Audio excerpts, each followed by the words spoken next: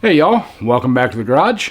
The last video we put out, we built the new burn pot for the used oil burner. So today we're going to build the air intake. We're switching it from the forced air into just a natural draft. It's going to come up in through the bottom of the stove, so we need to make a pipe up that has an elbow in it or a turn and put it into the bottom of the stove. So let's get over here and we'll get the pipe laid out and show you what I've come up with.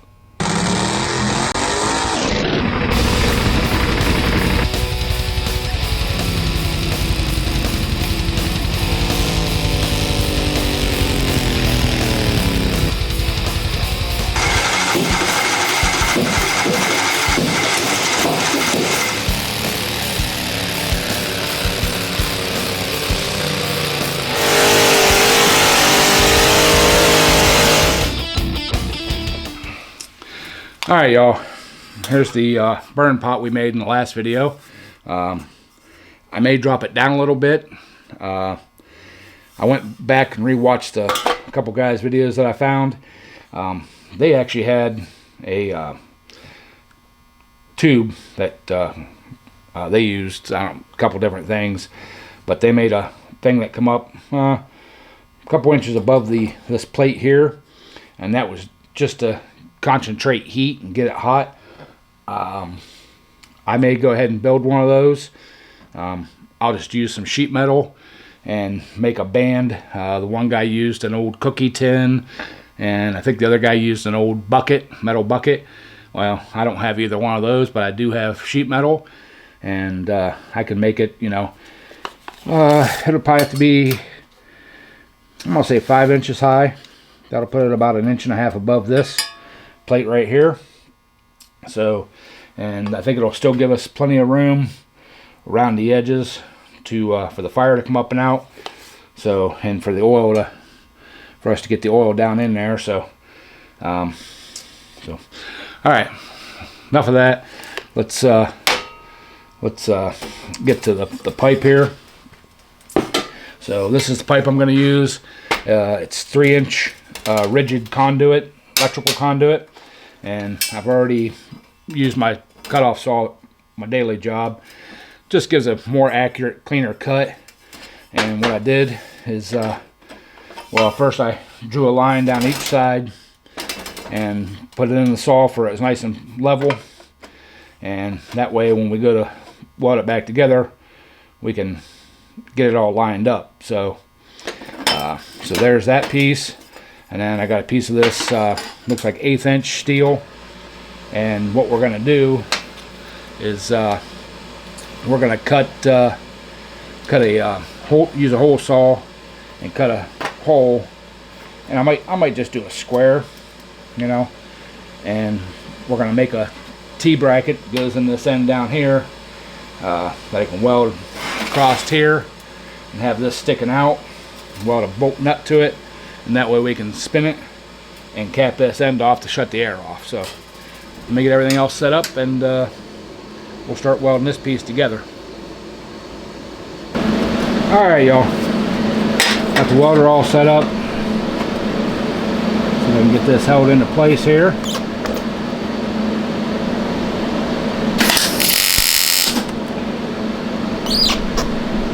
Alright, now I'm going to flip it over, make sure my line's lined up on the other side.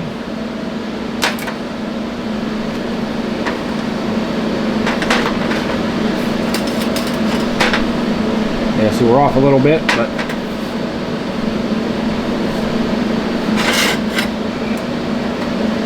I think we'll be alright. So let's go ahead and tack weld this side up.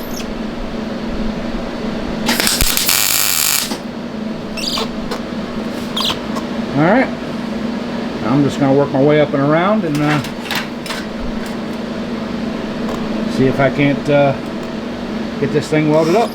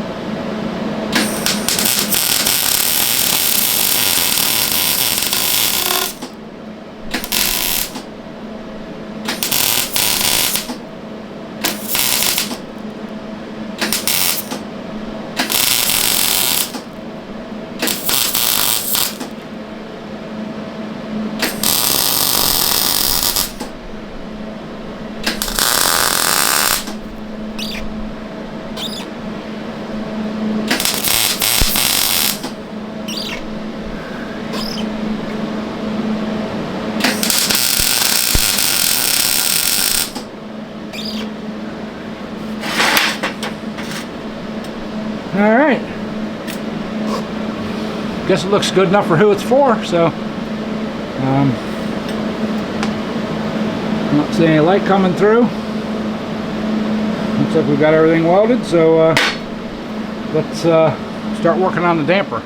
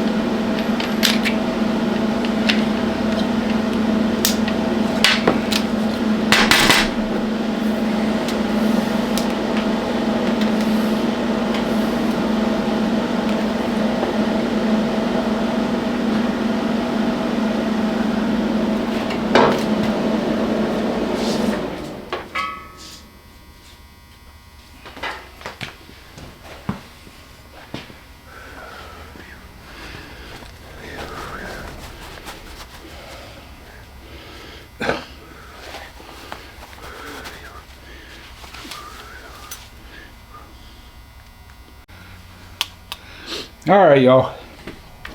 Got this piece here laid out, so we're gonna go ahead and cut her.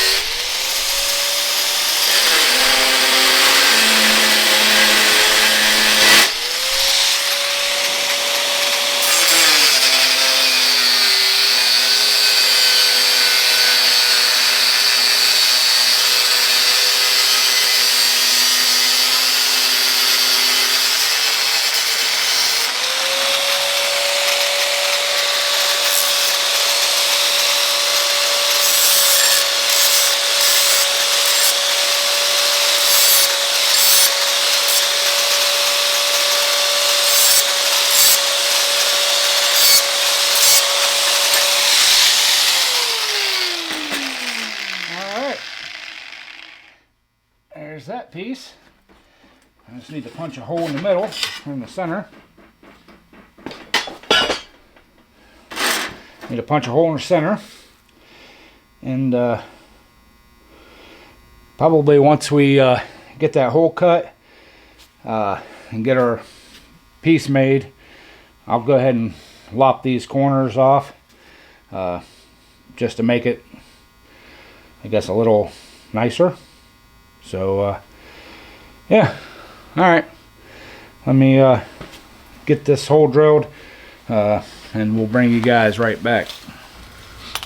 All right, y'all, I got my little T-bracket thing made up, got the hole drilled in this. So next thing, we just gotta slip it in here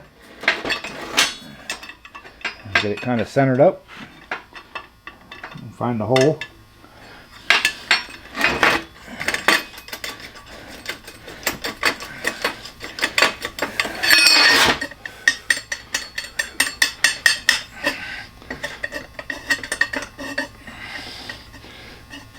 Alright, I got a little welding splatter on there. I need to grab a wrench and get that spun up on there, and then we'll show you what we're doing next. Alright, y'all, to get this thing centered up and get a nice tight seal, I'm gonna tighten that nut down.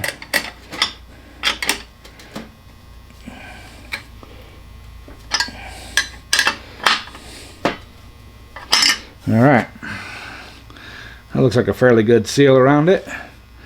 It doesn't have to be 100% airtight, but so got that on there. Now I'm going to take my welder and I'm going to weld around these where the bolt come through, and that way it'll hold that in place. And so yeah, let's get the welder fired up and get those welded. And then I'm also going to weld this nut to this plate so I can just spin it, and when I get adjusted out how far I need it, I'll cut it off, put another nut on it, and weld that nut so it won't come all the way off. So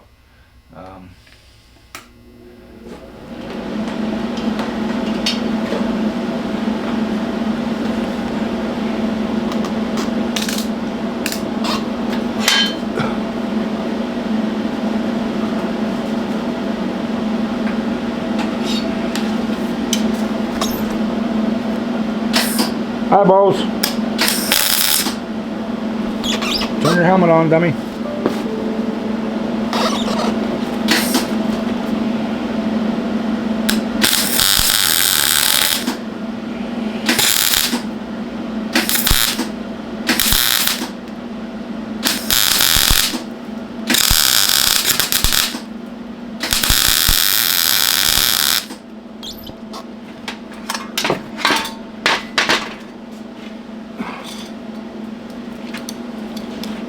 Ground clamp.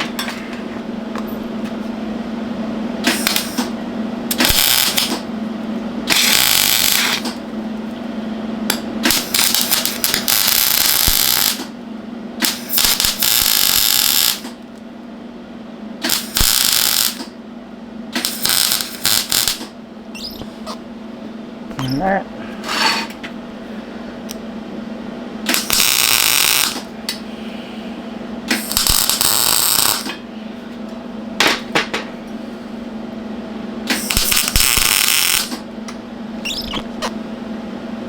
Alright, that should hold for now. So, show you guys what we got going here. I got to use a wrench or something to get this broke loose, but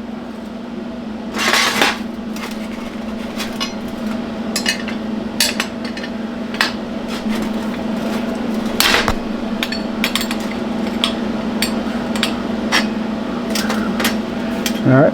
My welds didn't hold.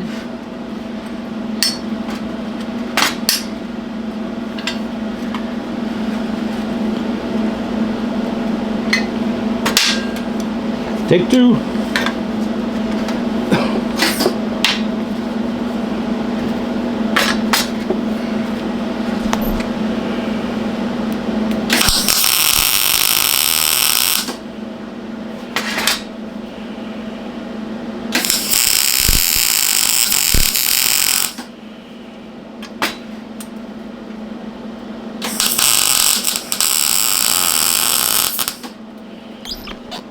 they'll hold now.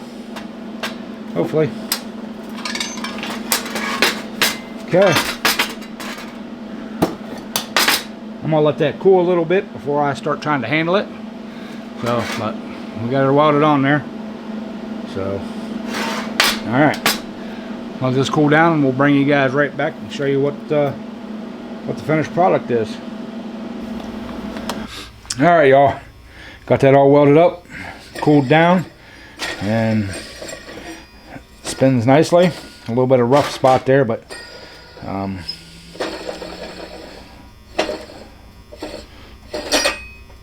there you go.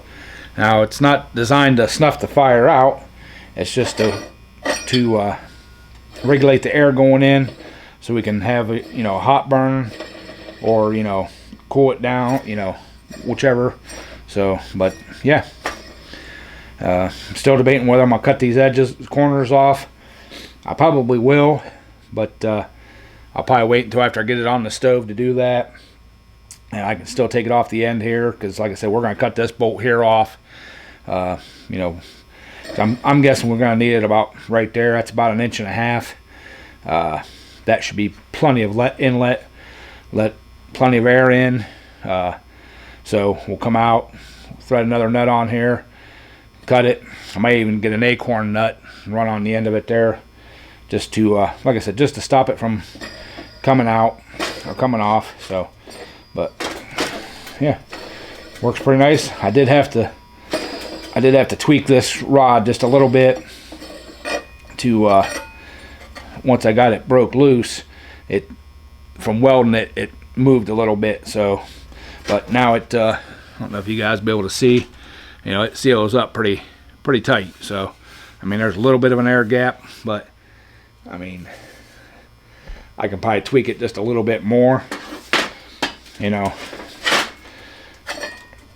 That this plate here kind of moves a little bit, but like I said, this isn't to snuff the fire out. This is to regulate the burn. So, and if it does become a issue, that little bit of a gap, I can get a little bit of high temp rubber gasket material, glue to this, and then that'll take up that little bit of a gap. So, all right, I'm happy with what we got going, what we had going on here. So, yeah, all right, y'all. That's gonna do it for this video. I'm running out of battery. Plus, I'm in the middle of reorganizing the shop for the winter. The next step is to cut the hole in the bottom of the stove and get this thing put in, get it welded in. But like I said, it's gonna have to wait because I need to get some stuff moved out from around the stove, be able to get over there and get the plasma cutter out and hooked up and get it going. So appreciate y'all. Please like, comment, subscribe, and we'll catch y'all on the next one.